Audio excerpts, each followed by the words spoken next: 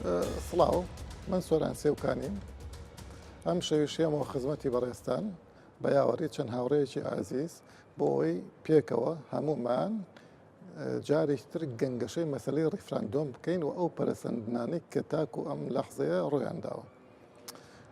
لەم هەفتەیەدا لەگەڵ هەر لێک لە بەڕێزان مامۆستا محەممەد بازیانی و مامۆستا تانیاخان و مامۆستا عوسمان وەیسی ئەمانەیە گەنگەشەی ئەم بابەتانە بکەین. لە ڕاستیات دوو تەوەری حساسم هەڵبژاردەوە بۆ ئەم هەفتەیە کە مناقەشەی بکەین. یەکەمیان مەسەلەی حرامکردن و حەڵالکردنی مەسەلەی دەوڵەتی نەتەوەییە. مفتی عێراق مفتی سونەکانی عێراق ئەڵبات فتوای ئەوەی دابوو کە گوایە حرامە کوردستان دەوڵەتی سربەخۆ ڕابگەێنێ و وڵاتانی ئیسلامی جارێکی تر پارچە پارچە بکاتەوە. لەم لاوەسێرەکەین ئیسلامیەکانی کوردستان ئەتوانین بڵین هەمیان کۆکن لەسەرەوەی کە دەوڵەتی نەتەوە مافێکی شەرعی و مێژوویی و یاسایی و ئینسانی کوردستان خۆیەتی گەلی کوردستان بەگشتی نەک گەلی کورد. ئەم تەناقوزە حەزەکەم لێرە گەنگەشەی بکەین و بگەینە خاڵێکی گرنگ. بەشی دووەم کە ئەمە تشتی بخەمە سەر ئەو میحوەرەیە پەرسەندنەکانی دەرەوە کە لە حاڵی حازردا وڵاتانی دەرەوە چۆن سێری کوردستانەکەن و چۆن سێری پرۆسی ڕیفراندۆم و دوای ڕیفراندۆمەکەن. ئایا ئەو ترس و لەرزەی کە هەندێک ئەیانە دروستیکردن بۆ خەڵک وایە ئایا ئەمریکا و ئەوروپا و تورکیا و ئێران و ئەمانە ئەوەنە ناڕازین لە کوردستان کە نەتوانین ئەم کارە بکەین لە کاتێکە ئابینین هەر لەم هەفتەیە چەندین وەزیر هاتنە کوردستان و حکوومەتە دوو دەوڵەتی تازەش وەک حکوومەتی سریلانکا و حکوومەتی ئۆکرانیا تازە ئەیانەوە لە کوردستان کۆنسوڵگەری بکەنەوە. خاڵێکی تر کە گرنگە لە 29/8 دووسێ ڕۆژ لەوە پێش بینیمان کە ئەنجومەنی پارێزگای کەرکووک و بە ئامادەبوونی بەڕێز پارێزگاری کەرکووک دکتۆر نەجمەدین بڕیاریاندا لەسەرەوەی کە بەشداری بکەن لە ڕیفراندۆم و داوا لە ئەنجومەنی ڕیفراندۆم بکەن کە ئەو ڕێوشێنانە بگرێتە بەر کە ناوچە ناکۆچی لەسەرەکان بێنە ناو پرۆسی ڕیفراندۆمەوە. ئێمە لەم بەشەدا ئەمانوێ ئەم دوو بابەتە ئەم دوو تەوەرە مناقەشە بکەین. سەرەتا حەزەکەم لە مامۆستا محەممەد دەست پێ بکەم. مامۆستا بەخێربێ خۆشحاڵم بە ئامادەبوونە پێم وایە خەزینەیەکی باشی بۆ ئەم شۆمان بۆ معلوماتی باشیشی پێ بێ و خوشک و برایتریش. مامۆستا حەزەکەم لە مەسەلەی ئیسلامیەکەەوە لەگەڵ بەڕێستا دەست پێ بکەم بۆ حسابی کە بەڕێزت شارەزایی ئیسلامیت هەیە و باگراوندێکی ئیسلامیت هەیە. لەم هەفتەیە بینیمان محەممەد مەهدی سومەیداعی مفتی سونەکانی عێراق خۆی شینومەر کردوتەوە لەسەر ئەوەی کە کورد ئەگەر ئەعلانی دەوڵەتکەن تەنانەت ڕیفراندۆمیش ئەوە کارێکی حرام و ناشرعیەکەن و لە فەرمانی خوا و پێغەمەری خوا دەرچوون و جەستەی ئومەتی ئیسلامی لەتلەتەکەن. لە کەچی لەم لاوە ئەبینین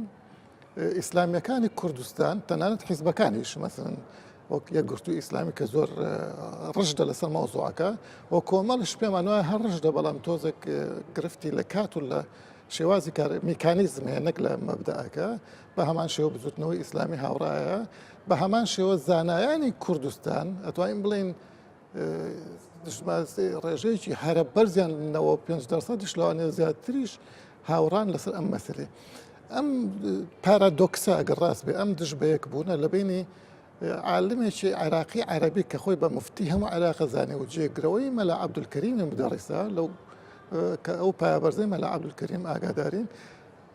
ئەو تەحریمیەکە کەچی ئیسلامیەکان و عولەمای ئێرە حەڵاڵیەکەن. پێت وایە ئەم تەناقوزە ناگەڕێتەوە بۆ ئەوی کە سیاست دائیم تەحەکومەکە بە عەقڵە دینیەکانەوە یا خۆت چۆن ئەتەوێت با بڵین تیشک بخێت سەر ئەم بابەتە. سەرەتا مەناوی خۆی تبارك وتعالى سپاسی جەنابتان دەکەین بە خێراتنی ئەو دمێوانەی کەشەکەین و دەستخۆشی لە جەناب شتەکەم. خۆی لە ڕاستیدا بۆ وەڵامی ئەوە ئەگەر ئەوان دەگەڕێنەوە بۆ دەق ئێمە ئەتوانین بە دەق قسە بکەین لەگەڵیانە و ئەگەر دەگەڕێنشەوە بۆ مەسائلێکی سیاسی با بڵین بە سیاست شەتوانین قسە بکەین لەگەڵیانە بە حکمی ئەوەی فتواکە کە سومەیداعی داوێتی کە کورد دەبێتە مای دروستبوونی ئەم دەوڵەتە پارچەکردنی دەوڵەتە ئیسلامیەکان یان عالەمی ئیسلامی هەر پارچە بووە لە دوای سایکس بیکۆ دابش کراوە و هەمووی دەوڵەتی قومی دروست بۆتیایە هیچ دەوڵەتێک نییە بڵین بە ناوی دەوڵەتی ئیسلامیەوە دروست بێ هەمووی دەوڵەتی قومیە ئەگە بۆ ئەوان حەڵال بێ هەر بە زمان حاڵەکەی ئەو بۆ کوردش حەڵاڵە ئەگە بۆ ئەوان حرام بێ کە ناتوانێت تەحریمی یەکێ لەو دەوڵەتانە بکە بڵێ ئەم دەوڵەتانە دەوڵەت گەلێکی حرامن لەبەر ئەوەی لەسەر ئەساسی ئیسلام دروست نەبوونەوە دەوڵەتێکی قومین هەموو دەوڵەتەکان بە دەوڵەتی قومی تەحرڕێکی قومی ڕزگاریان بوو هیچی بەوە نەبوو کە با بڵین ئەبێ ئیسلام جارێکی کە حاکم بێتایە ماعەدا کورد نەبێت کورد شێخ مەحموود لە پێش دوای سایکس بیکۆت ئەو حرەکەتەی کە کردی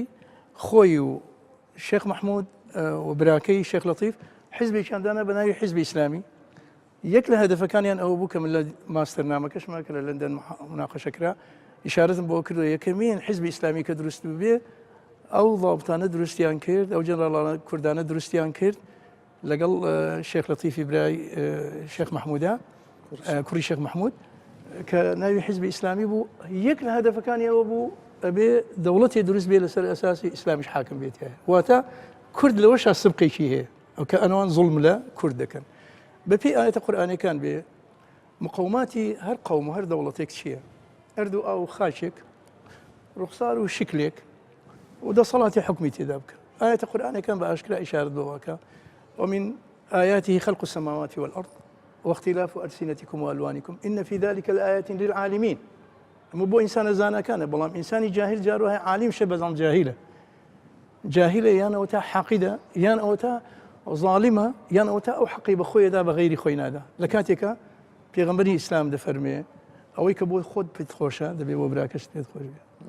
لكاتێکا مەفروض وا بۆ ئەو عالیمانە ئیشارەتیان بەوە بکردایە بیان وتایە کورد مافی ئەوەیە دەوڵەت هەیە ئەگەر دەوڵەتە ئیسلامی دروست بۆ دەوڵەتێکی ئیسلامی عوڵمایە هەمووی بەیەکەوە بێ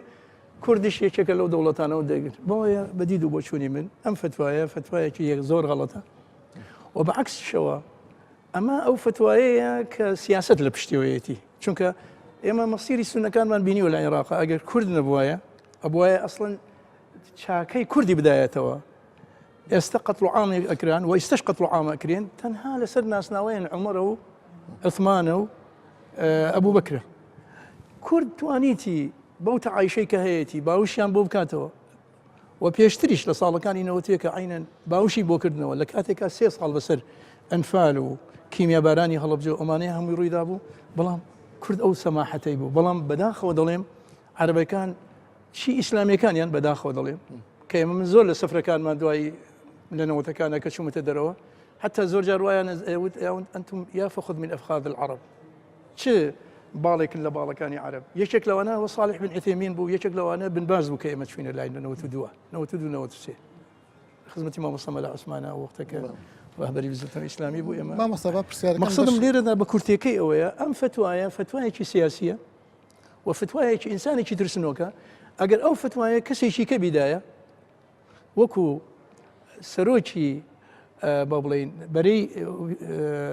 کە هەموو سونەکان بوو کە عەدنان دلێمی دکتۆر عەدنان دلێمی ڕەحمەتی خودای لێبێ کە لەگەڵ ئەوەدا بوو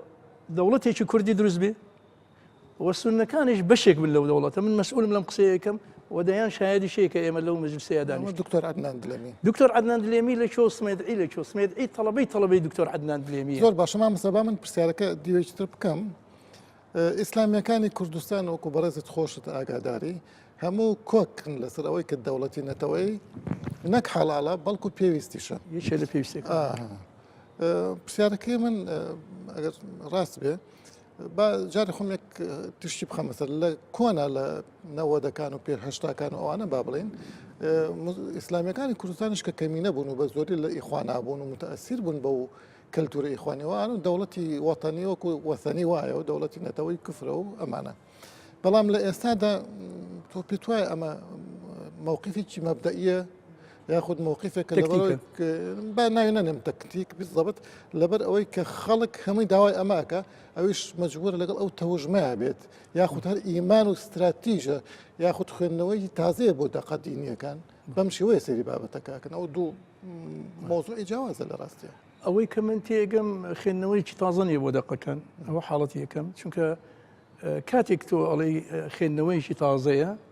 کە پێش خانی نەبێ پێشتر ئەو قسانە نەکرابێ ئەوەی کە من ئاگادارم لە هەشتاکانە ینی کەسایەتی شو مامۆستا عەلی باپیر لەسەر مەسئلەی دەوڵەتی کوردی قسەی کردەوە وتێتی ئەو مافە مادام بە عەرەبێکە بێ بۆ عەجەمێکە بێ منەوە دەیان جارێ مە دانیشتنی و باسی ئەومان کردووە بێجگەلەوە لەو دیراستانەی کە من نووسیمەتەوە کە ئەو فترە زەمەنی لە ناو بزوتنەوەی ئیسلامی شاو مە ئیشارەتم بەردەوام بەوە کردووە کە ئەمە مافێکی سادەترین مافە کە کورد ئەسڵەن زوڵمی لێکراوە عەرەبەکانی برادەرمان زوڵمانی لێکردەوە فارسەکان زوڵمانیان لێکردەوە تورکەکانی زوڵمیان لێکردن کە دەوڵەتی قەومیان بۆ خۆیان دروست کردەوە مەجالی ئەویان نەداوەتە کە دەوڵەتی بۆ ئێمە دروست بێت لە کاتێک کە ئەو مافە لە بڕیاری 1964 بە ئێمە دراوە وەکو چۆن وعدی بەلفۆر درا بە جوولەکەکان کە دروست بێ بەڵام بەداخەوە دەڵێم بەهۆی ناکۆچی خودی خۆمانەوە ئەوانەی کە لە لۆزانە نووسرابوو لە سیڤەرە نووسرابوو لە لۆزانە خۆمان تێکمان پێت وایە مەسەلە ناکۆچی خودی خۆمانەیە ئەو هاوکێشان دوای هەموو خزمەتە بە باسی ئەوەش ئەەکەین داخستنی سنوورەکان حەزەکەم لەگەڵ بەڕێستا باسیکەم لە دوای ئەم خوشکەتانە خوشکەتانە بەڕێزت ئەندامی کێشێتی نیشتیمانی کوردستانی و ئەندامی پەرلەمانیش بوویت لەوە پێش لەسەر لیستی یەکێتی من هەستەکەم یەکێتی لە ئێستاە لە چاو ڕابردووی بڵین چەند هەفتەیەک لەوە پێش هەستەکەم گەرمێکی زیاتر و هەوڵێکی زیاتر بۆ خۆ بەخاوەنکردنی مەسەلەی ڕیفراندۆم کە ئەم کارێکی باشە بێگومان ئاگاداری یەکێتی نیشتیمانی کوردستان هەر لە سەرتاوە مافی چارەی خۆنووسینی کردوتە دروشم و هەر لەو پێناوەشە هەموو خەباتێک و هەموو قوربانێک و ئەو باڵین ئەو داستانانەی کە هەمومان ئەزانین لە 76 تاکوونەوە یەک و تاکو ئێستاش ئاشکرایە چ مەبەستێکی لە پشتەوە بووە تۆ چۆن ئەڕوانیتە یەکێتی ئێستا ئەوێت چی بکات و چۆن بکات یانی لەم مەسەلا و چ بەرچاوڕوونیەکی هەیە خۆی وەکو جەنابەت ئاماژەت پێدا فعلەن ئێمە مافی چارەنووس دروشمێکی یەکێتی بوو هەر لە بیدایەتەوە لە سەرەتاوە یعنی حتا مەسلەی مافی چارەنووس لە دستورە مەسەن ئێمە کە دستوری عێراقیش دانرا بەڕێز مامجارێکی لەو شەسانە بوو کە پێداگیری لەسەر کرد هەموو لە بیرمانە کە مەسلەی خەریتەکەی هێنا مامجەلا لە ناو مەجلیسی حقوق پیشانیدا و کردیەوە ئەمانە یعنی مەبەستی لەوەش چی بە وتێتی کەوا ئێمە وەکو گەلێک کە سنووری خۆمانێ ئەرزی خۆمانەیە عوسمانیەکان ئەتیرافیان بە ئێمە کردووە چۆنە ئێوە اعتراف بە ئێمە ناکەن ئێستا کە خۆشتان بەشێک بوونەوە ئەڵێن کەوا دەوڵەتی کوردی نەبووە یان منطقەی کوردستان نەبووە ئیتر ئەوە بۆیە خۆی لە خۆیەوە پێشان نەداتین کەوا ئێمە کەوای یەکێتی نیشتیمانی کوردستان وەکو حزبێک حتمما ئەوە شتێکە دایم کاری بۆ کردووە دایم دیفاعی لێ کردووە مەسلەی کە بڵێن ئەگەر ئێستا هەستەکەن کەوا گەرمیەک هەبێ من دەڵێن بە پێچەوانەیە دائیمەن گەرمی هەبووە یعنی حتا لە هەندێک لەو دیدار بەڵێ ئجراءاتی عملی ڕۆژانە مەبەست بەڵام مەسەلەکەم ئاخەدی ساندێتەوە سەر مەسەن حتا ئەلەو ماوەیە مجموعەیەک دیداری زۆر دەکرێتن ئەنواع پانەڵ دەکرێت ئەنواع ئەوە دەکرێت بەڕاستی گەرجێت لێ بێت یەکێک جێ بگرێتن لە برادرانی بڵێن مەکتەبی سیاسیەکێتیانەوەی سەرکرداتی یەکێتینە ئەوەی ئەوان باس دەکەن بە شێوازێکی وا دیفاع لە مەسەلەی ڕەفەراندۆم دەکەن و لەسەر مەسەلەی بڵێن ڕەهەندە سیاسیەکان و یاساییەکان من باوەڕ ناکەم حتا هیچ لایەنێک بەو شێوەیە باسی بکە ئەوەیە خاڵێکیان خاڵی دووەمیش ئەوەیە کەوا مەسەلەن یەکێتی زۆر باوەڕی بەوە هەیە کەوا دەبێ یەک کریزی هەبێ دەوایەک دەنگی هەبێ بەڕاستی ئەوەیە کێک لە شتەکانە کەوا دائیمەن حتا کە مەشاکیلەکان بۆ لە نێوان بڵێن حزبەکان کە هەوڵی داوە نێوبژێوی بکات هەوڵی داوەکەوە بڵێن بۆ چوونەکان لە یەک نزیک بکاتەوە چکەوە دائیمەن سیاسەتی بەڕێز مامجەلال بەلەو حاڵ لەو مەسلەیە دائیمەن کەوتێتی ئێمە وەکو یەکێتی دەبێ ئێمە خۆمان بکەینە قوربانی ئەوەی بۆ دەوڵەتی کوردستان بۆ ملەتی کوردستان حتا ئەگەر لەوەش لەسەر بڵێن حسابی خۆشمان بێ وەکو حزبێک بۆیە زۆر جار دەبێنین کە مەسەلەن یەکێتیش ئەو مووقفانەی کەوا هەیەی زیاتر لە پێناو ئەوەیە بۆی بتوانین فعلن ئێمە بە شێوازێکی ئیجابی یان بە شێوەیەکی ئیجابی دەرچین لە مەسەلەی ڕەفەراندۆمە و یەکدەنگی یەک ڕێزی نیشتیمانی دروست خۆی حتمما زۆر مهمیشە و بەڕێی منی شتێکی دیکەشێ لێرانە با خاڵک بخەمە ئەسەر ئەم حرفەی بەڕێزت مەبەستانە گۆڕان بە جوانی ڕاکێشتن ناو بابەتەکەەوە بە شێوەیەک کە سەربەرزانەوە بتوانن ئەو یەک ڕێزیە دروست خۆی دەبێ هەموو لایەک بەشداری بکە هەموو هاوڵاتی دەبێ بەشداری بکە من باسی قەڵبان بریتە لە گۆڕانیان بەڵام با من شتێک لێرە پێ بڵم کاچ خۆم ئێمە مەسەلەن بۆ نمونە من کە ئێمە کە باس لە ڕەفەراندۆم دەکەین ڕەفەراندۆم حیزبەکان نییە یعنی حتا بەڕێی من ئەو لژنەی باڵاکە غەڵەتەکەوە ئێمە تەرکیزمان لەسەر حیزبەکانە کردووە چونکە ڕەفەراندۆمی هەموو هاوڵاتیەکەی هەموو ئینسانێکی هەرێمی کوردستانە بە کوردی بە عەرەبی بە تورکمانی بە ئاسووری بە کلدانی بە کاکەیی بە بەهایی بە ئێزیدی بە هەرچی هەرچی بڵێن بۆ چوونێکی هەبێ هەرچی نەتەوەیەک بێ هەرچی ئاینێک بێ ئی هەمومانە حتا وەکو ژنیش مەسەن ئێمەیەکە کلگلەکانی کەوا هەما بزوتنێ و ژنانی بڵێن لە هەرێمی کوردستانە دا ئەوەیەکمان هەیە کەوا مەسەلەن ژن بەشداری نەکردووە وەکو پێویست لەو لژنە باڵایە یان مەسەر حتا بڵێن حزورێکی دیاری هەبێ بۆیە ئێمە دەمانەوێتن لە مەسلەی بڵێن لە مەسلەی حزبەکانە دەری بێنین بڵێن ئەوە پرسێکە حەقی بە هەمومانەوە هەیە ئەوە ڕنگدانەوەی لەسەر هەموو خەڵکو لەسەر هەموو ملت هەیە حتا بۆ نمونە باسی شتێکی بەسیط بکەین ئێستا ئەو بڵێن هەفتەی ڕابردوو ئەو خۆپێشاندانەی کە لە کۆڵن کراو لە بۆ پیشگیریکردن لە مەسلەی ڕەفەراندۆم و ئەمانە دێبادێ باز دێتە سەر ئەوە کەوە ئایا ئەو خەڵکانەی دەرەوەی کوردستان هەموو چوار پارچی کوردستان بەشداریان تێدا کردووە معنای چیە معنای ئەوەیە نەکوو بەس خەڵکی ناو هەرێمی کوردستانی ئێرە حتا پارچەکانی دیکەی کوردستانیش ئەو ڕەفەراندۆمە هەمومانە لێکلایەنێکنی ئەوە دەست خۆش باسی کۆڵنت کرد بەڕێزت لە دەرەوە ژیاویت وەکو بزانم لە 2003 لە ئەمریکا بووی بەڕێزت لەو کاتەیە با بڵێن معارەزەی عێراقی کە ئاهاتنەوێ بەڕێزت ئاگادار بووی ئەوان وا باسییانە کرد کە هەرچی مافەکانە و ئەدرێ بەگەلی کورد و دنیایکی مەخمەلی دنیایکی یۆتۆپیا خەیاڵی جوانیان ئایا بە ئێمەی کورد بەڵام کاتێک ئەوان دەسەڵاتە گرنە دەست لە یەکەم ساتەوە دژایەتی هەموو مافەکانی گەلی کوردەکەن تا ئەم لەحزێش ئایا ئەمە جۆرێک لێ دروست ناکە لە لای سیاسیەکان پێتوانی ئەمە هۆکاری ئەوە بووە کە سیاسیەکان چ لە پارتی دیموکراتی کوردستان لە هەموو لە گەلی کوردیش گەشتن بەجددی گەشتبتنە ئەو یەسەی کە فعلەن ئێمە ناتوانین لەگەڵ عێراقا دەربەرین چونکە سیاسیەکانی عێراق با نەچینە سەر مەسەلەی مەزهەبی ژناوە قوڵە پابەند نەبن بە هیچ وعدێکەوە وایە ئەم قسەیە زۆر ڕاستە یعنی حتا بەسیتنیش ئەوەی وەکو بڵێن ئەوەی ئێمە خەمی لەسرە خۆین زۆربەی ئەوانەی ئێستا دەسەڵاتدارن مجموعەیەکی زۆری لێرە لە هەرێمی کوردستان دژە یعنی وەک مامۆستا ئاماژەی پێدا کە کوردستان شوێنێک بکراوە بوو بۆ هەموو معارەزەی عێراق تا ئێستاش بالضبط فعلا ترچی بە سنە بێتن بە شیعە بێ بە تورکمان بێ بە هەموو لایەنەکان بێ ئیتر بۆیە مەسەن ئەوەی بۆ نمونەم دەتوانم باسکم لە ساڵی 2002-2003 کە وەفدەکان دەهاتن پێشی لێدانی عێراقا یعنی باس لەوە دەکرا کەوە ئایا کورد بەشداری دەکە ئایا کورد فعلەن دەیەوێت کورد لۆبی دەکرد بۆ یەکەوا لە سەدام بدرێتن و سەدام لا بدرێ وەلو ئێمە تقریبن وەکو بڵێن نیمچە دەوڵەتێکمان هەبوو ئەو کاتە کە نۆفلای زۆنەکە هەبووە کەس نەی دەتوانی تۆ بڵێن ئەوەی هەبوو یعنی UN سەرپەرشتی دەوڵەتەکەی دەکرد خواردن هەبوو خۆراکتە هەموو شتێکت هەبوو یعنی تۆ تقریبان سەر بەخۆ بووی بەڵام چی بوو لەسەر ئەوەی ئێمە بۆ داوامان دەکردە مانگو دەبێت سەدام نمێنێتن چونکە فکرەکە لەوە بوو لە عێراقی نوێدا حتا لەگەڵ وعدی لایەنەکانی دەرەکیش بنمونە حتا ئەمریکا و بریتانیا و لایەنەکانی تریشە دائما ئەوە بووکەوە کورد دەستکەوتی باشتری بەدەست دەکەوێتن کە زیاتریش زەختیان لەسەر قیادەی کوردی کردکەوە ببن بەشێک لە معارەزە بۆ نمونە حتا کۆنفرانسانی معارەزە کە کرا یەکەمیان کە کرا لە لەندەن دوای ئەوە ئیدۆمیان هەر لە سەلاحەدین لێرە لە کوردستانە کرا مجموعەیە کۆبوونەوات کران دوای ئەو وەرکشۆپەکانیان وە گروپەکانیان کرد کە کوردیش بەشداری تێدا کرد یعنی ئەنواع وعود هەبوو حتا عەرەبەکانیش خۆیان توقعی ئەوەیان نەدەکرد کەوا ئەوان بتوانن ببن بە سوڵتەیەکە و کاتە شەرترسێکیان هەبوو یانوێت کوردەکان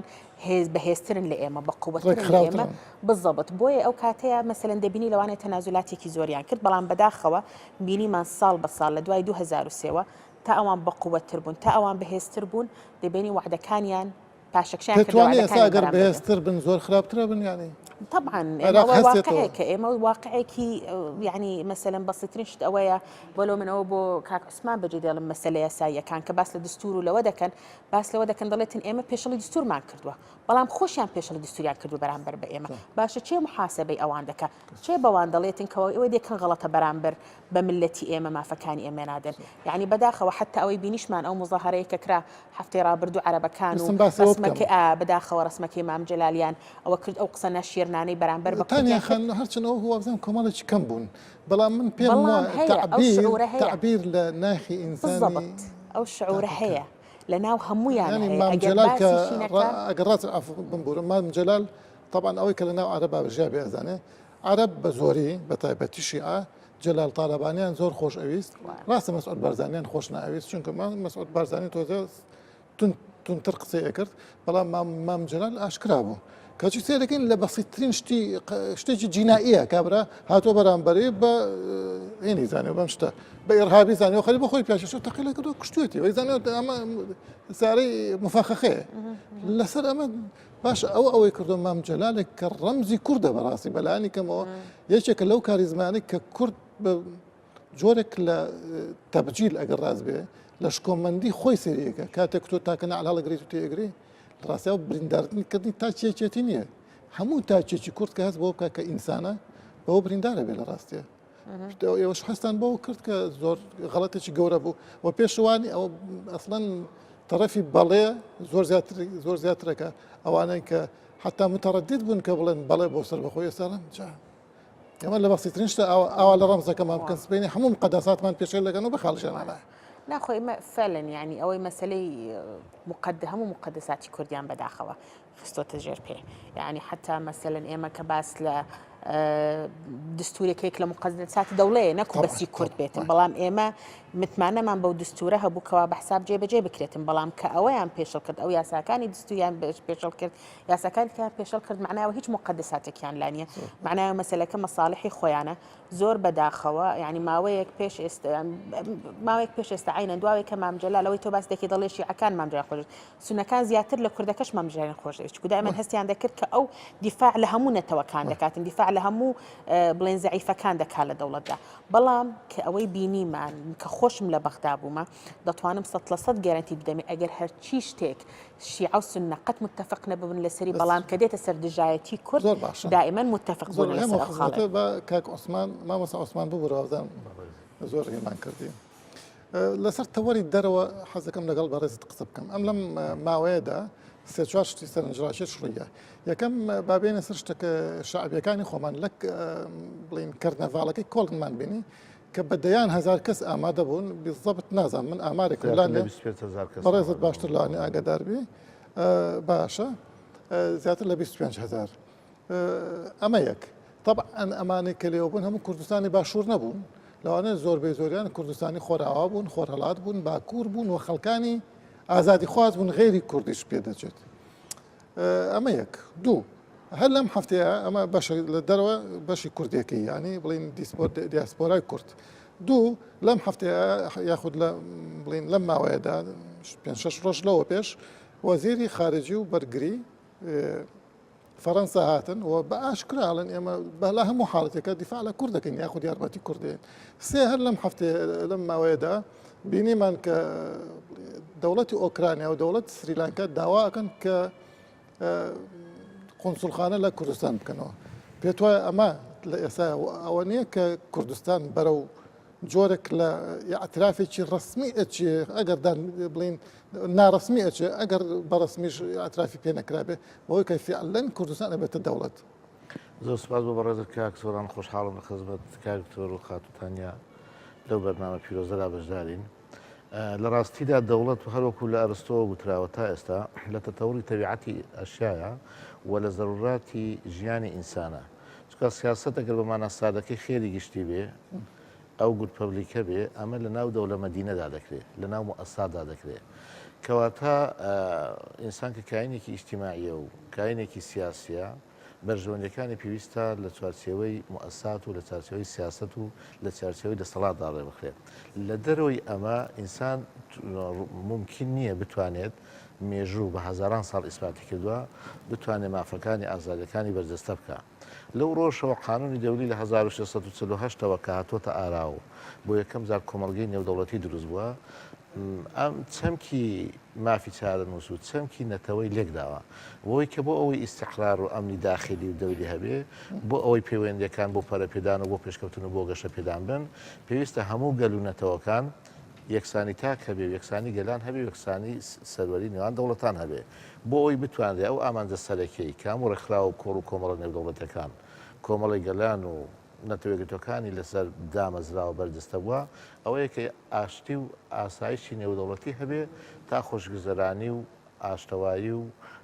لە جیاتی جەنگ بەروپێسوون بۆ تاکیش و بۆ کۆمەلگا بۆ دەوڵەتەکان هەبێ ئەم پەیوەندیانە وا دەکات کە ئێستا ئەوەی کە بەڕێزت دەفەرمووی وێ ڕایبوونی کۆمەڵێک چۆن ئاشتەوایی و ئیستیقرار لە ڕۆژهەڵاتی ناوین دروست بێ پرۆژێ ڕۆژهەڵاتی ناوین و پرۆژێ ڕۆژهەڵاتی ناوینی گەورە و دامی کۆمەلگای مەدەنی و دامی دەوڵەتان هاتنە سەر ئەو قەناعەتەی کە ئەم تێکتڕژانەی ڕۆژهەڵاتی ناوین ئەم گەل و نەتەوانە پێویستە میکانیزمێکی ئاسایی و ئیجابی بدۆزرێتەوە تا بتوانن بە ئاشتەوایی بژین. یەکێک لەو معزەلانەی کە ڕۆژهەڵاتی ناوینش ئیستیقرار دەکات ئەوەیە کە ئەو ڕێکەوتنە نێودەوڵەتانە تەقلیدیانەی ڕابردوو لە زەها و لە ئەرزەڕۆم و لە سایکزبی کۆ و دواتر بە جەنابەت بڵێم لە حلفی بەغدا و لە حلفی سنتۆ ئەمانە کە لەسەر حیسابی پرۆسەی ئەمنی و زەبتی ئەمنی و زەبتی کۆنکرێتی و سەربازی ناوچەکە دەگیران پێویستە لەمە دو ئەو ڕێکەوتنامە نێودەوڵەتانە بگوزرێنەوە بۆ تەعایشێکی سلمی بە یەکۆژیانی ئاشتیانەی نێوان گەلان. ئەویش ئەوەیە هەرێکە حقوقی خۆی و هەرێکی ئیلتیزامات و ئیمتیازاتی خۆی هەبێ. لە ڕۆژهەڵاتی ناوین وەکو ئەوەی کە لاستی نێودەوڵەتی و گەلانی ناوچەکە فارس و تورک و عەرەب بە شێوەی لە شێوەکان زوڵمیان لە خەڵکی کوردستان و گەلی کوردستان و نەتەوەی کوردیش کردووە ئەوەیە کە ئەم پرۆسەیە جارێکی تر بکری سیعاب بکرێ بێتەوە سەر جێگای خۆی و من پێم وایە خاڵی معزەلەی سەرەکی لە ناوچەکەدا لە جیاتی ئەوەی حلفی تورکیا هەبێ و بەغدا و تورکیا تێدا ئەندام بن و سنتۆ هەبێ بەغدا و تورکیا و تاران تێدا ئەندام بوو سیا هەبێت حتا ئەفغانستان و تاچوێ ناوچەکە دڵی زەوی ئەم ئۆرگانە لە ڕووی ئەمنیەوە بەیەکۆگرێدا پێویستە ئەم ڕێککەوتنامە نێودەوڵەتیە تەقلیدیە سلبیانەی کە لەسەر حیسابی گەلان دەکرێن بگوازرێنەوە بۆ ڕێککەوتنامەی ئاشتی بۆ ڕێککەوتنامەی گەشەپێدان بۆ ڕێککەوتنامەی ئابووری هاوبەش بازرگانی هاوبەش ئەم علاقاتانەی ئێستا ئەو هەنگاوانەیە پراکتیزەکردنی ئەو شتەیە بەڵێ من پێم وایە ئێستا گۆڕانکاریکی نەوعی هەیە لە ناوچەکەدا و لە ئاستی نێودەوڵەتیژدا لەوەی کە گەلان بەشێک ئەوەی کە پێی دەگوێت قەواعیدی قانونی دەولی یا قەواعیدی ئەخلاقی دەولی دەوڵەتە زلهێزەکان بە فەڕەنسا و بە ئەمریکا و بە تێگەیشتنی من پێم وایە لە ویژدانی ئەمانەدا ئەم جۆرە زوڵمە بەرجەستەکەی ویژدان بیان چۆن دەڵێ ئەگەر تۆ سەیری بکەی مەسەرەن لە کۆڕ و کۆمەڵی نێودەوڵەتی دەڵێن ئیمپریالیزمی تەقلیدی و ئیمپریالیزمی هاوتەرخی سەدەی 21 زوڵمیان لە کورد کردووە. ئەگەر جەناب سەیر بکەی لە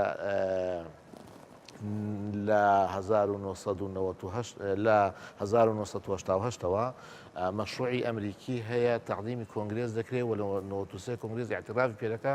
بۆی کە بۆ ئیستیقراری ناوچەکە لە ڕۆژهەڵاتی ناوین پێویستە سایکزبیکۆ بە شێوەیەکی تر خوێندنەوەی بۆ بکرێت. مەبەستم ئەوەیە کە لە ویژدانی ڕۆشنبیران و لە ویژدانی خەڵکو و لە ویژدانی زیڤاک و لە وێشکانی مەدی ئەمە مۆزوعەکە مۆزوعەکەی تریش بەرژەوەندی نێودەوڵەتی ئەوە دەخوازێکی ئیستیقرار و ئاشتی و تەنایی لە ناوچەکە لەوە هەبێ. لەوڕۆوە پەیوەست بە پرسیار و تێگەشتنی بەڕێزت خەڵکی کوردستان کە بڕیاری 688 هاتە ئارا و جارێکی در کورد هاتەوە سەر شانووی نێودەوڵەتی لە ئاستی کەساتە دیارە نێودەوڵەتەکان بایەق بەمە بدرا بەڵکو ناوچەیەکی دیموکراسی دوورگەیەکی دیموکراسی دوورگەیەکی ئاشتەوایی دوورگەیەکی بێکۆژیان لە ڕۆژهەڵاتی ناوین چەکەرە بکە. لە ڕاستیدا وێڕای ئەو گرفت و کێشانێک کە خۆمان هەبوون بەڵام هەتا ئێستاش کوردستان لە شەڕی ئازادی عێراقیشەوە بە عێراقەکەی تر دەچوێنرێت بەوەی کە ئەو مفرەدە گشتیانەی لە ئاستی نێودەوڵەتی هەن چی لە بواری مافەکانی مرۆڤ بوو چی بووە لە بواری پەیماننامە نێودەوڵەتەکان خەڵکی کوردستان وەکو کولتور وەکو لایانی ئاینیش وەکو تێگەیشتنی باگراوەندی مێژوێش چۆن مینۆرسکی و ڕۆژهەڵات ناسەکان دەڵێن کە خەڵکی کوردستان جۆرێک لە یەکسانی نێوان تاکەکان و جۆرێک لە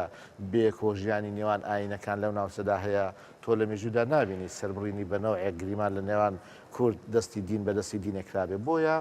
هەتا ساڵی 1970 دکتۆر ستیڤن لێرە بوو کە کارکتەرێکی بەهێز بووی ئەمریکی نامیلکێکیشی دەرکردی بوو لە کوردستان بڵاو کراوەوە دیموکراسیت لە میدیاوە بۆ ئەمریکا ڕیشەکانی دیموکراسیت چۆن لە ئەمپراتۆرەتی میدیا هەبوون و دەکرێت ئەو هەم پەیمانەتی و ئەو بە دەوڵەتی مات بەڵێ ئەوە تەرجمەش کرا لە سلێمانیش بە فراوانیش بڵاو بووە چۆن دەکرێت ئەم ڕیشە دیموکراسیانە لێرە پەرەی پێ بدرێت و ئێستا دەکرێت کە دیموکراسەتی هاوچەرخ بڵێن سیستەمی نوێی جیهان کە تا ئەو کاتێ ئەو مستەڵەحە زیاتر باو بوو لە سەردەمی جیهانگیریدا پێویستە چۆن ئەمریکیەکان داعمی ئەم پرێشکە دیموکراسی و ئەم چەکەرە دیموکراسی لە کوردستان تەنانەت قسەیەکی کرد من کە خۆم لە مەجلیسەکە ئامادە بووم باس کرا کە ئێمە لەگەڵ عێراق پەرلەمان بڕیاری فیدرالیتی داوە و دەکرێت ئێمە ئاشتەوایی پێکەوە بژین ئەو نموزەجێک هێناوە گوتی من بە دەوڵەتان زۆر دەگەڕێم کە دەچم لە هیندستان کاتێ بێچۆفیلێک لەدایک دەبێ بە کۆتێکی ئاسنێکی زۆر تون قاچی دەبەستنەوە بۆی ماڵی بێ و نەڕوات بەڵام کە گەورە بوو بە پەتێکی زۆر هاکەزایی هەر ناشی بەستنەوە ئەو هەول لە دەوروبەرە دێت و دەچێت ئێوە ئێستا گەورە بوون پێویستە ڕابپسکێن پێویستە بزوڵێن و ئەم کۆتە بشکێنن لە ڕاستیدا بەرەو دەوڵەتی هەنگاو بنێن بەرەو سەربەخۆی هەنگاو بنێن ئەمە ساڵی ئەمەی بڵێن ئێرهاساتی ئەو دەوڵەتن من پێم وایە وێڕای ئەوەی کە کورد حرەکەی تەحەڕوری هەبووە ئەوەی کە لە قانونی دەولی پێدەگوترێ خەباتی ڕزگاری خوازی گەلان بۆ ئەوەی مافی چارەنووسی خۆی بەدەستبێنێ و لەو ڕۆوە خەبات و قوربانی زۆری دا و بە هیچ شێوەیە پاش نەکەوتووە و مانەوەی خۆی و وجودی خۆی و هێزی هۆی خۆی و خاکی خۆی پاراستووە لە هەمان کاتدا ئێستا من وا تێدەگەم کە بوونی دەوڵەتێکی نوێ لە ناوچەکەدا هاوشان و هاوکۆکە لەگەڵ تەتەوری تەبیعەتی ئەشیا ئەگەر بڕیار بێ پێداویستیەکان بەرەو پێچوونی شتەکان زەروراتێک بن و ئاسی داخلی و نێودەوڵەتی بەیەکەوە گرێبدا من پێم وایە لە دایکبوونی دەوڵەتی کوردی لەگەڵ ئەو پەیوەندی و هەماهەنگە دەوڵەتی کوردستان بیزەبێت و ئەوانش ئەم ڕاستیە دەزانن لە ڕاستیدا ئەگەر تۆ سیر بکەی پێکاتەکان لە عێراق و لە بەسرا و بە ئاین و بەنەتەوە و لە سەردەمی لە هاتنی داعشش تیرۆرکران و پاکتاوکران کوردستان با ئامێزیگەرمی بۆکردنەوە خەڵکی کوردستان مزگەوتەکانی بۆ سۆرکردن مەبەستم ئەوەیە کە بڵێم ئەم شێوە دانپێدانانە من بە دانپێنانێکی جۆرێک لە ئەگەر نەڵین زمنیە دانپێدانانێکی ئاشکرایە بەوەی کە دنیای ئازاد بە شێوەیەکی گشتی پێشوازی لە بەرەوەچوونی پرۆسەیەکی لەم تەشنە دەکات. دوایەمەوە خزمەتە هەر لەم بابەتە. مامۆستا محەممەد بەڕێزت لە پێش بەرنامەکە ئاماژەت بە شتێک کرد حەزەکەم بیبەستمەوە بە ئێستا.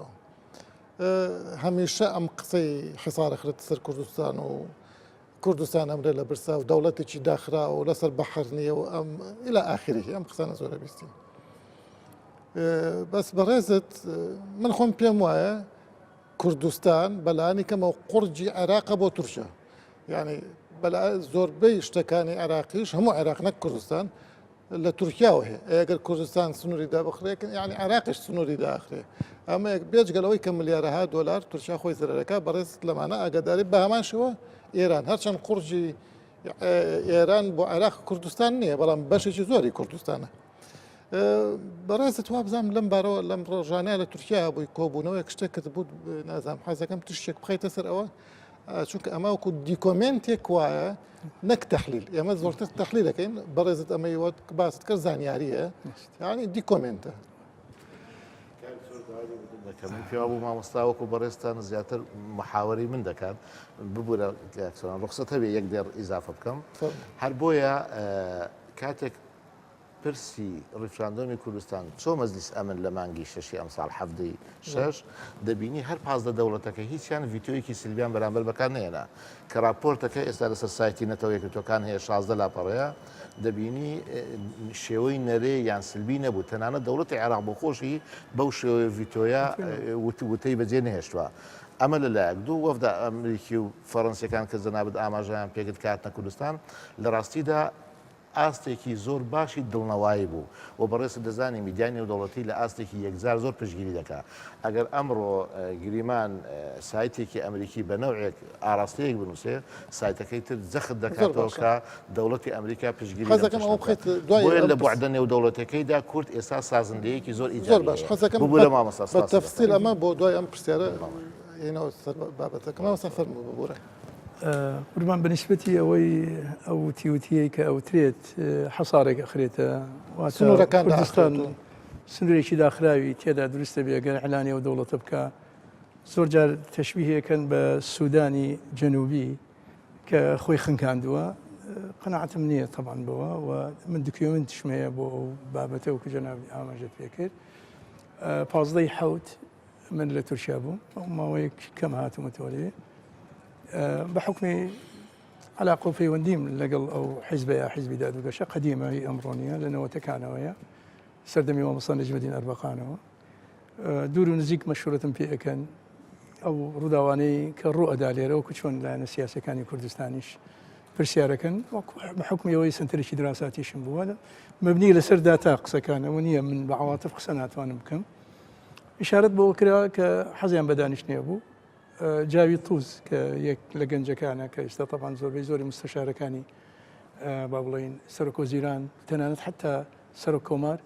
لە نخبەی گەنجن کە خیبرەیەکی باشیان هەیە دیراسەتی زۆر یانەیە مەلەفاتیان هەیە کۆمەڵی خەڵکی ئەکادمی زۆریان ناردووە بۆ هەموو منتقەکان دکتۆرایان هاوردەوە لەو بابە و هەریەکە لە بابێت لە اختصاسەکان لەو دەوڵەتانە کە هاتوونەتەوە بە کۆمەڵی معلومات و داتای زۆر وردەوە هاتوونە پرسیاری کردوتی تەسەوراتی جەنابەت چۆنە بە حکومیەوەی ئێمە تاریخێکە جەنابەت من هێشتانە وەختە تەڵەبە بوومە کە جەنابەت دەناسین وتم بەسەراحەتەن قساکەم لەگەڵتانە من وەکو خۆتان دەڵێن ئاچل کتابێکی مەفتوح پاراوێکی کراوە دەوڵەتی کوردستان بەڕێوەیە و دروست دەبێ و ڕیفراندۆمیش بە بەڵێ تەواو دەبێ و ئەم قسانی من بگەێنە بە سەرۆک وەزیران چونکە وەکو مشاویر مؤتەمەنە بە نەس بیگەێنە ئێمە لە ناو واقعی کوردستانی دەزانین چی وچینی هەر لە مناڵێکی بچووکەوە تاکو سەرکردەیەک لە پیرێکەوە تا پیرێژنێک لە کچۆڵەیەکەوە پرسیاری لێ بکە بڵێت تۆ هیوا ئاواتی چێڵی من دەوڵەتێک بۆ دروست بێت مستەقی استقلالم هەبێ حڕ بم و ئێمە مناڵ بووین ئەوە هیوا ئاواتمان بووە و ئێستا ئەمە دروست ئەبێ حەزەکەم ئەمە بە ئاشکرا بڵێن ئێوە هەندێک تەسریحاتتان هەیە ئەو تەسریحاتانەی متأکدم هی دەرەوەیە چونکە ئەوە مەسەلەی سیاست دوو ڕووی هەیە ڕوویەکە پشت پەردەیە و ڕوویەکی دەرەوەی پەردەکە ئەمە هی دەرەوەی پەردەیە حەقی خۆتانەوە قانونی دەوڵەت تۆ پێتوانێت تورکیا هەر خۆی تون بێت لەم مەسەلەیە مەسەلەی توندی نییە مۆزۆی تورکیا دوو باب هەیە من دێمە سەری بۆ وەڵامەکەدەمەوە لە وەڵامەکەی باسی ئەوەی کردوتی وتم ئەوتری حەساردانین کە من قەنەعەتم نییە من ئەگەر پرسیار لە منێکی قەنەعەتم نییە حەسارداندرێ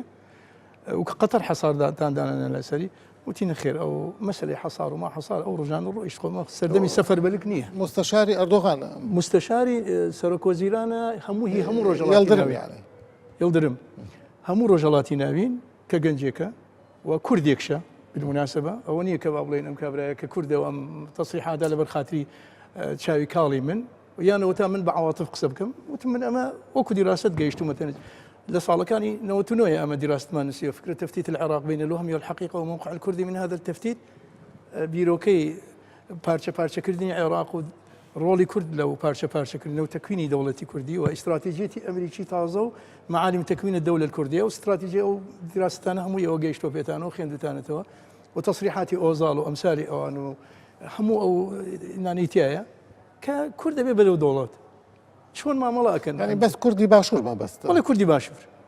ئەوان ئیشارەتیان بۆ کردیانەکەمیان حەسار ناکرێتە سەر چونکە ئێمە عمقێکی استراتیژیمانەیە بۆ یەکتری عمقێکی تیجاریمانەیە عمقێکی بەشەریمانەیە عمقێکی تاریخی و مێژوویەمانەیە سابع مستحیلاتە ئێمە قەتەر نەخراوەتە سەری چوار دەوڵەت کە حەساریان خستوە سەر معقولە ئێمە حەسار بخەینە سەر جیرانەکەمانە دەور پشتی خۆمان وەکو مەبادیئی ئیسلامیش بێ نابێ بیخەیتە سەری وەکو مەبادیئی مەصالحی مشترک بێ ناکەوێتە سەری مصالحی ئێمە نەوتمانەیە مصالحی غازمان هەیە ئێوە مصالحتان هەیە فما ناکرێت من طبعا هات مباشرة أم تصريحا مع أشكرا وتم ديكومنتيك من مسؤول ملي استا أو خوي جوي لم قصاني منها أو المتابعة كانوا خلق شانية اللي أنا متابعيهم أو تصريحات أنا ديك لبرأوا أما موضوعي تركيا موضوعي إيران من قناعتنا هي كمين دولة كاعترافي وقنصلي هاورد كردستان وإيران شوكا إيران إيش حضارتي هي اصلا مصالح اقتصادي زياده ل 5 مليار دولار هي لنا واقعي كل سنه ولا همان وقتها توازني سياسي واقتصادي دروست تيكشي هل باشكرا اشاره شمال بوكر واشاره بوكر كعقليتي دصل داراني ايراني شلواني يستتون من القضيه يا لبرو كردش لوي هي بس كبو امري واقع بلان كبو امري واقع ما ملاك وكو جنابتان اقدار امريكا لقل اودا نبو كايما هالبجارنا كامك امريكا لقل دروس كردني حكومة هرمي كردستان نبو إما كردمان إما اعتبار هو سياسيين ودولتي دانين بلام إرادي خومن زور مهمة يعني بين ثقة بالرواية متمانة بخودي خومن بإما خومن ودولة دروس تكين إسرائيل كدولة دروس كرد وعد يبوك وبكرد درابو بإسرائيل درابو أوان شون كإرادي شيء زور بقوتيان أبو وإيشي ماشيان بو كرد وتضحية ماشيان بو ده جيشنا وي كدولتيان ببي لقال أوي هم دولة عربية أنا الدور بشتيان آخر ما مثلا أوان إسرائيل مقصدم إيماش كردين إيما كم ترنين له هم ولاتاني دنيا إيما أصلا مهدي بشرية ما بس مكشتما مثلا أوان إسرائيل لنا وجرقي أوروبا بون خوان لنا وجرقي حضارتها بون زور بي فيلسوف وعلماء أوان اللوان بون اقتصادي عالمي اللوان بون عالم بيوستي بوان من لقلتهم بلام إيماش أمر عالم بيوستي بإيمايا جوانا تركيا بيوستي بغازي إيمايا بنوتي إيمايا نخشي 2023 كدا يمين دولة بلهمو دنيايا لهمو مسائل كانيا يقل جزء يقل جزء أنا اعتمادي شي كلية كان لسر أو غازنوتي كليرة ده إيه شلون أو مصالحي خويا مش أبي مصالحي خو من أو بوشي وازد تثبيت كين بوي من قناعات ما حتى كوزيري دروي تركيا كهاد بوي رزوري إحراج يعني كل بغا بيشتي كردين ده عرده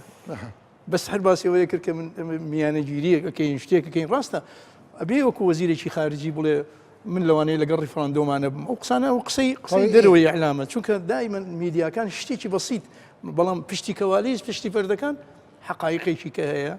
كتركياش أمرونات وأنا بأشكرها أو قصانا بس ما مسلمنك وإيرانيش مسلك أما وكم معلومات بيستم كتركيا لبشت بردو تنتره وقلوا إلى بردي أدردك نخير أو حقيقة إما كدانيش تويني لقالي أنا أتوانم بليم جزء لم كرانوي كبو كردستان كراوتوا كوقتي خوي لأنه وتكانا حتى السرتاي 2000 كان تا وقتش بكردي أنا أتراك الجبال تركيا شاخاوي كان لدو هزار دوك أمان هاتن مشورتيان بمنكر شكل قياداتي حكومتيش من أقادار كردوا كمشورت بمنكر شون انفتاحي كان هبي أم حزب طازي كهاتونا بوين بحكمي أوي ما مستاكي كان نجم الدين أربقان ورحمتي خايلة بإما سرداني مان كردوا ومشورة ما بولا قال يكتريا ودوري يكشبوا ولا ويك أشتوايا دروز بين إما يشتين شمالي كردستان كوقت زتنا إسلامي وين دوري أنا بو طبعا كهاتن وهيرو فأوان مشورتي أويان كردوا كشون كرانوي بكين برو كردستان كومالي مسائل ما نوتوي ما عمقي شي استراتيجي ثانيه تاريخي كهي لما بينا علاقاتي اجتماعيه علاقاتي اقتصاديه كرد حزكها بي نوتري دوزي العراق شمال العراق كرد حزكها بي ودري كردستان بوي شوار اندامي مكتب سياسي ما ام 2016 دعوت كربو كردستان لقل زور بي سنتر دراساتي كان لشوارشرا كوبينوا اشارتي عن بوكر همون ككرد حزكها بلي كردستان تقريري شي دلابريان شوار اندامك قراندو ياسين اقطايبو كجيجري سرك وزيران بو او وقتها إشارتي بو كرد حزكها بوتري كردستان أحمد داود أوغلو هاد بو إيران بو يكمين جارو شي كردستاني بكار دواي أوي كقرانا ولا سردمي عثماني كاد دو جار أتاتورك خوي باسي كردستاني كردوا لبرو ملاحقة قانونية أنك تسر لبرو أو براسي أم عمقا قناعتني وإيرانيش من قناعة موايا يعني إيران حساباتي شي قورية علاقة شي استراتيجية لقل كردا لقل ما مثلا لقل لا يعني إسلامي كان أويش إن شاء الله قناعة ماني أبيت أمري واقع لا يقدو دقيق تردي كما زورين نعم كانت بس هيك ما مسألة ثانية من أمر بيش أوي بيم بوئرة نوسم أمره خوزقام خواز كركوشي بم دس خوش بو أنجمن وبو بارزقار من بيمواني أم هنگاواني شو دكتور نجم الدين وأم متماني أنجمني بارزقار وخلش كركوك لما سليادات لهوا ونهاتو بيوماني اشتكي عاطفي بيت برازت شو كركوشيك مادام وتشكو اندامي تشيتين اجتماعي كردستان تشتي باشتر اخي تسر ام مساله خوي طبعا اوي كرويدا لبستنوي هاشت لكركوكو او دنگداني بلين انجمني باريس جاي كركوك بو اوي كوا رفراندوم لوي بكري براستي حتى مشتكي بيروز بو يعني من سير ما كرد لتلفزيونا فعلا كاريري هبو حتى او لا يعني اگر ضلنيام هرشي كسك سيري كرد بايا تاثيري تيدكر حتى او لاني كضلين نخير تاثيري تيدكر والله ما هيك لشتكاني مثلا كبيني مع بونمونه لكوبنا وكيا مقاطعة ولا لان عربة كان يك أندام يعني بيتن خانميك أماد أبو لهمان كاتي شل لان تركمانا كان الشوا بهمان شوا مقاطعة يكرابو تشنكو أوان لان وابو كواب حساب أوا اشتكى يعني وقبلين ما فكاني أوان زامن ناكراتين يعني هالخوان دجي بعام هالشتى كردة كبيرة بيكاتر لكركوك أوان بعام دجي أوستن بوي أليرانا أو ما كباس ل باردوخ كذا كاين لكركوك ووضعه كتشونا حتما تولى همو هاولاتيك ببرسي تشي دوي اللي بيش مشتيك من امانم دوي اوي بلين اوي اقتصادي دوي بلين باراستين اقتصادي دوي بخون بلين دم ايش كارم دويتم بزانم من على كانم لمكتبكي باش دخينن باش تا استا بغدا نيتواني وهيج لو شتانا بو كركوك زامن بكا الا او كاتيك بيشمرقه فعلا سطواني سيطرة بكاتر لسر شاري كركوك كأوان نيان كرد من حەقی خۆمە وەکو هاوڵاتیەک چی کورد بم چی عەرەب بم چی تورکما بم چی ئاسووری بم بە دوای شتێکی باشتر بۆ خۆم بگەڕێم ئیمجا ئایا ئێستا وەکو دەڵێن ئەو وەزعی ئارامیەی کەوا هەیە لە هەرێمی کوردستان ئەگەر فعلەن منیش وەکو هەولێر و وەکو سلێمانی وەکو هەڵەبجە وەکو دهۆکم لێبێ ئەوە معناوە لە مەسلحەتی خۆمدایەوە معنای ئەوەیە کەوا بۆ من باشترە کە بگەڕێمەوە سەر هەرێمی کوردستان بەس ئەفو باسی عەرەبت کرد پێت وانێ عەرەبی سوننە حەز بکەن بێنە سەر هەرێمی کوردستان یا بەشێکیان خۆی ئەوە هەیە بەڵام ئایا جگەی بتمانەیە جگەی سقی ئەگەر بێنە سەر هەرێمی کوردستان ئەوەش خۆی پرسیارەکە لێرانە بەڕاستی لە ناو کەرکووکی شابایمە شتێک لە بیرمان نەچێتن لە کەرکووک دوو جۆری عەرەبت هەیە عەرەبی هاوردەت هەیە و عەرەب ئەسڵیەکانت هەیە ئەو عەشیرەتان سونەکان بێتن حتا هەندێکیان تشەیعیان کردو ئەمانە بەڵام فەرق و جیاوە حتا بۆ چوونەکانی ئەوانیش فەرق و جیاوازی هەیە لەگەڵ عەرەبەکان بڵێن عەرەبە تازەکان هاوردەکان کە هاتوونە بۆ کەرکووک ئەوان بە چی شێوازێک سەیری کورد دەکەن یعنی دەبێنی ئەوەی عەرەبە ئەسڵیەکانە سەیری کوردەکە فەرق و جیاوازی ناکە لە بینی خۆی و لە بینی کوردەکەیە بەڵام عەرەبە هاوردەکان سەیری کوردەکە دەکاتن وەکو مواتنی دەرەجە دوو سەیری دەکات لە خۆی بەکەمتر سەیری دەکات ئەو میوانی شەو داگیرکەری یعنی ئەوە دەڵێتن منیان هێناوە چونکو ویستویانە تۆ هیچ نی ئەلێرە بۆیە منیان هێناوە بۆ کەرکووک معنای چییە معنای ئەوە کەوا هیچ احترامێکی مافەکانی تۆ احترامی مافەکانی تۆ ناگرێتن بۆیە لێرانە ئەوەی کە لە کەرکووک ڕوویدا ئەمڕۆ نەکو بەس لە کەرکووک دەبێتن لە هەموو ناوچەدا بڕێنراوەکان با پرسیارەکە شێویشتر لێ بکەم تۆ پێتوانی من بۆ خۆم پێم وایە ئەم هەنگاوەی کە 28 نرا لەلایەن کەرکووچەکانەوە با بەگشتی بڵین ئەنجومەنی پارێزگا پێتوانێ جۆرێک لە دەفعێکی بەقوت لە هاندانێکی بەقوت بێ بۆ هەموو گەلی کوردستان کە کەرکووچەکان ئاواهین بن ئێمە کە خۆمان ئەسڵی لە نەوەکەەوە جیاوازین پێتوانێت ئەوە هەنگاوێکی زۆر پاڵنانێکی بەقوت بێ بۆ دەنگی بەڵێ و بەرزکردنەوە هەڵک تاوان ماوەیەک لەوە پێش ئەوم نووسی تا بەرە و ڕێفراندۆم چین و جدیەت و گەرمی ڕێفراندۆم زیاتر بێ بەستەڵەکەەکان زیاتر ئەتوێنەوە دەنگی بەڵەکان بەرەو هەڵکشان نەچن بەرەو ئاسمان نەچن و نەخێرش بەرە خوارەچێ ئەمەی کەرکووک من پێم وایە وابێت دەتوانین بە بۆچوونێک تیکە من لەوانەیە بە شێوازێک تکە سێری مەسەلەکە بکەم نەکو بەس کەرکووک هەموو هاوڵاتیەکانی کوردستانی دەرەوەی هەرێمی کوردستان لەوانەیە ئەوان زۆر پەرۆشتر بن بۆ ڕەفەراندۆم لەوانەیە ئەوان زیاتر چونکو ئەوان وەکو بڵێن ئەو ئازادی کە ئێمە ئەو چەند ساڵە بینی بوومان و پێشی بڵێن ساڵی 2023 ئەوان هەستیان پێ نەکردبوو نەیژیا بوون بۆیە بۆ ئەوان زۆر گرنگترە بۆ ئەوان زۆر مهمترە کۆی بگەڕێنەوە سەر هەرێمی کوردستان ببنە پارچەیەک لەو کوردستانی کە ئێمە هەمومان ئێستا بڵێن داوای دەکەین و شەڕی بۆ دەکەین اینجا بۆیە ئێمە کە بڵێن ئەگەر ئایا ئەوان حەماسەتێک هەبێت ئەوە تەشجیعی خەڵکی خۆمان بکە لەوانەیە بەڵام من لێرە حەز دەکەم شتێک بڵێم یعنی ئەوەی زۆر باسکرا ئێمەوە باسی دەکەین کە ئەگەر ئێمە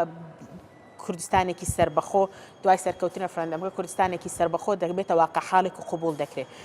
دەوڵەتە بەستا ئەو کاتێ دەوڵەتی تر ئیترافت پێ دەکات ئەوە یەکەمیان دوو هەمیشیان دەبێت ئێمە بۆ چوونێکی پراگماتیمان هەبێتن بۆ مەسەلەی سربەخۆیی کوردستان ڕاستە لەوانەیە هەندێک لایەن هەبێ هەندێک کامپین هەیە کە دەڵێتن نەخێریان کە دەڵێتن ئەوە ئێستا کاتینی ئەمانە ئەمجا دوای ئەو مەسائلانەی تر یعنی وەکو بڵێن سێری مەسائل ئابوووریەکانیان کردو مەسائل ئەمنیەکان و بەم شێوەیە سێری شتەکان دەکەن ئەوانە قسەکانی ئەوانیش غەڵەت نییە بەڵام ئێمە دەبێت ئیش بکەین بۆ ئەوەی کەوا قەنەک و بەس قەنەعەت بۆ خەڵکی بڵەوە دەبێت پلانە استراتیجیەکەمان چییە چکو هەموو لایەک باس لەوە دەکەن ئەوان ترسێکیان هەیە لەوەی کە ئەم ئەزمونە شتیا بچێ بۆیە ئەترسن ئەوێت دڵنیایان بینە کە ئەم ئەزمونەتیان ناچێت خۆی حتمەن نەکو بەس ئەوە نەخۆی بە سەراحەت بڵێن لەوانەیە لە بیدایەتە کاتێک بچێ نەختێک لەوانەیە وەزعەکەمان ئەزمە ببین تۆ ئێستا ئەمەوەی فکر بکاتەوە لە ساڵی لە بیدایەتی نەوەتەکانە کە دوای ئێمە دەکوایەوە دەبدا بڕین لە عێراقا چی بەسەرهات هەموو کەسێک هەموو هاوڵاتیەک دەچوو بۆ دەوام دەچووە دایرەکەی خۆی دەپاراست بەبێ ئەوەی کەوا مەعاشێکی فلسێک وەربگرێت مامۆستاتانە کات زۆر پاڵمان پێوانێ مامۆستا عوسمان حەزەکەم بەڕێزت کە مامۆستا محەممەد ویستی قسە بکات مداخلەیە حەزەکەم هەر تەفسیلی ئەو مداخلەیەت زیاتر جەنابەت کە باسی کوردانی تاراوگەر کرد هەمومان بە شێوە لە شێوەکان ئەوروپامان بینیوە و جەنابیشت کاتێک کە ئێستا کچەکانمان کوڕەکانمان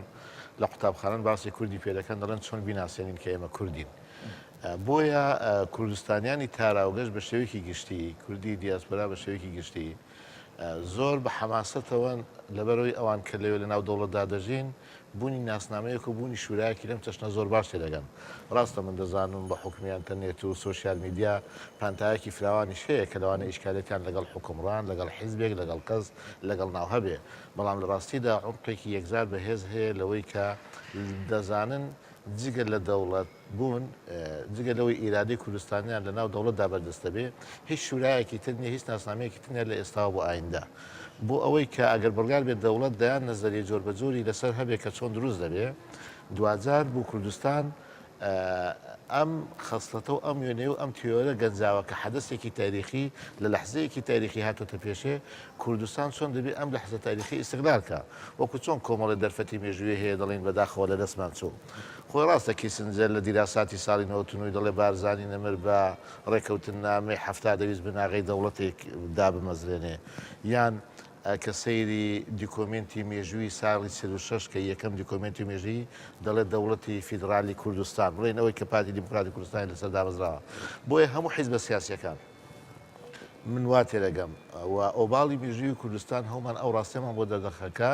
کوردستان خاڵی وەرچەرخانی بنەڕەتی دەبێ بۆ شوورەیە بۆ پاراستنی کوردستان و بۆ ئارامیش بۆ ئاشتەوایی بۆ ئیستقلالی ناوچەکە ئەم دەوڵەتە کە زەمینەیەکی سازی نێودەوڵەتی دێتە پێشێ کۆسۆڤۆ کە 120 دەوڵەت 170 دەوڵەت اعترافی پێکردووە بەڵام هێشتا ئەندام نیە لە نەتۆیەکردەکان لەبەرەوەی رووسیا ڤیتۆیی بەردەوامی خۆی بۆ بەکاردێنێ من دڵنیام دەوڵەتی ئایندەی کوردستان ئەو ڤیتۆیی ناوێت لەبەرەوەی ژینگەی ڕۆژهەڵاتی ناوەڕاست ئەو حەقدارانی کوردستان دڵنیاییەوە ئەوەی کە دەبینیم لە ئاستی نێودەوڵەتیداوە ئەوەی کە بینیمانۆکو باسم کرد کە جەنابەت گوتە بگەڕێنەوە سەرێ لە دانیشتنی ئەنجومەنی ئاسایش کاتێ سەکرتێری گشتی نەتۆیەکردەکان پەیامەکەی خوێندەوە بە جۆرێک لە جۆرەکان من وا دەبینم کە تەرحیبی پێدەکرێت پێشوازی زۆر فشارم لێکەن بۆ کات بازام هیچ کاتیشم نەماوە بێم بە بەرزستاندا وعدیشم پێدایت بەستاتە ئێمە لە ڕووی دەستوریەوە باسی ئەکتەکەی کەرکووکمان نەکرد ئێشەڵا بۆ هەفتەی ترەگەر مەجال بوو لەم دانیشتنەدا لەم بەرنامەیەدا ینی من بۆ خۆم وەک شەخص بۆم دەرەکەوێت کە